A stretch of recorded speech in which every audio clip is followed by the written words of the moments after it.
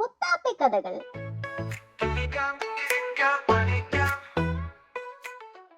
അടുക്കളയിൽ ആവശ്യമുള്ള സാധനങ്ങൾ വെച്ച് ഒരു കളിപ്പാട്ടം സെറ്റ് മുത്താപ്പിക്കുണ്ട്. ഒരു ദിവസം അവൾ അത് വെച്ച് കളിച്ചുകൊണ്ടിരിക്കുകയായിരുന്നു. അപ്പോഴാണ് അവൾ അത് ശ്രദ്ധിച്ചത്. അവളുടെ അച്ഛൻ അതാ അടുക്കളയിൽ ചായ ഇടുന്നു. അമ്മേ, ഇത് കണ്ടോ? എന്താ മുത്താപ്പി, എന്തു പറ്റി? അവളോട് അമ്മ ചോദിച്ചു. അമ്മ ഇത് കണ്ടില്ലേ?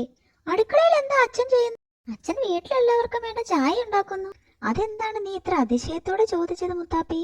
അടുക്കളയിൽ ഭക്ഷണം ഉണ്ടാക്കുന്നത് അമ്മമാരും ആന്റിമാരും ഒക്കെ അല്ലേ അമ്മേ? ആ കല്യാണി അമ്മൂമ്മയുടെ വീട്ടിലൊക്കെ അങ്ങനെയാണല്ലോ. പണ്ട് കാലത്ത് അങ്ങനെ ഒരു പതിവ് ഉണ്ടായിരുന്നു മുത്താപ്പി. ഇപ്പോൾ കാലം മാറി.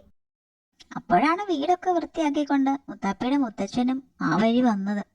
മുത്താപ്പി, ഭക്ഷണം പാകം ചെയ്യുന്നതിന് ആൺപെൺ വ്യത്യാസമൊന്നുമില്ല കേട്ടോ. ഒരു വീട്ടിലെ പണികൾ എല്ലാവരും പങ്കിട്ട് ചെയ്യുന്നത് നല്ല കാര്യമല്ലേ? കുട്ടികളും അവർക്ക് പറ്റുന്ന പണികൾ ചെയ്ത് ശീലിക്കുന്നതാണ് നല്ലത്. അന്ന് രാത്രി കിടക്കാൻ നേരം അവൾ മുത്തശ്ശിയോട് പറഞ്ഞു, ഇനി ഞാനും ഈ വീട്ടിൽ ചെറിയ ചെറിയ പണികളൊക്കെ ചെയ്യാം കേട്ടോ.